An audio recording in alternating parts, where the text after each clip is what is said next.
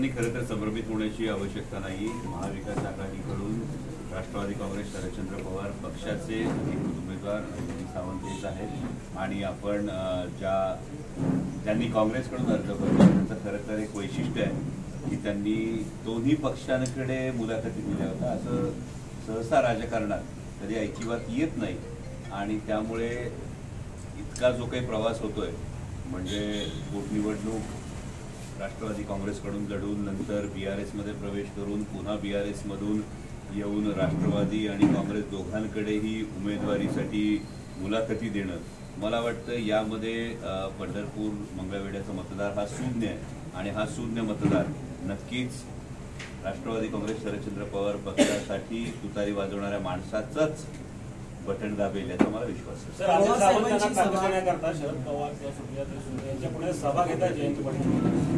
सुप्रियाताईंच्या सभेचा जो प्लॅनिंग आहे त्याचा विचार सुरू आहे, कारण एकूण जवळपास 87 जागी आपण लढवतो आणि त्यामध्ये हे करत असताना आज मी आवर्जून खरं तर आज एकूण 6 सभा आहेत। या 6 सभा असतानाही या मतदारसंघामध्ये एक वेगळा नॅरेटिव्ह पसरवण्याचा प्रयत्न केला जातोय आणि हा नॅरेटिव्ह माझं इथे उपस्थित असणं हाच हा नॅरेटिव्ह फोडण्याचं एक सक्षम तुम्हाला उत्तर आहे।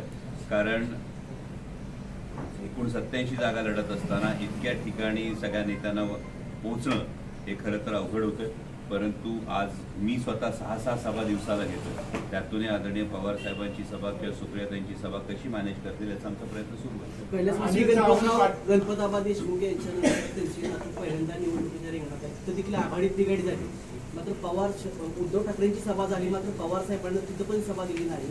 पंढरपूरमध्ये देखील परिस्थिती बिकट आहे, या ठिकाणी देखील सभा नाही, म्हणजे कुठं तर पाय दिला काय अशीच एक चर्चा आहे जनतेमध्ये। त्याचंच उत्तर दिलं की अशी जी चर्चा घडवून आणली ही मतदारांमध्ये नाही चर्चा, ज्यांना धोका वाटतोय अशा लोकांनी ही चर्चा घडवण्याचा जो प्रयत्न केलाय त्याचं उत्तर म्हणून आज मी स्वतः इथं उपस्थित आहे। मी स्वतः तुमच्याशी वार्तालाप करतोय आणि पंढरपूर मंगळवेढ्याच्या जनतेला मी आपल्या सर्वांच्या माध्यमातून कळकळीचं आवाहन करतो की EVM वर 5 नंबरचं बटन हे अनिलदादा सावंत यांचं आहे। त्यांच्या समोरचं तुतारी वाजवणारा माणूस या चिन्हासमोरचं बटन दाबून अनिलदादांना प्रचंड बहुमतानं विजयी करा हे मी स्वतः फक्त आपला भाजप विरोधक आहे, आम्ही म्हणजे दुसऱ्या पक्षाला गिनत देखील नाही। कदाचित खासदार महोदयांचं त्यांच्या वरिष्ठांशी बोलणं झालं नसेल, त्यामुळे त्यांचं तसं म्हणणं झालं असेल।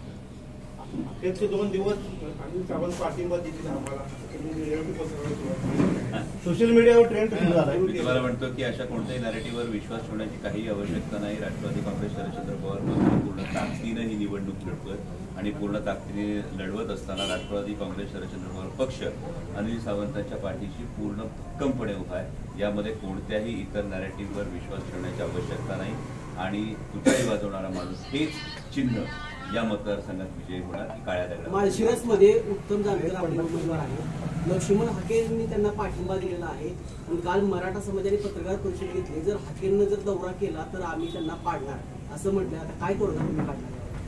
कोणी लक्ष्मण हाकेंनी उत्तम जानकरांना पाठिंबा दिलेला आहे, मराठा समाजाने पत्रकार परिषद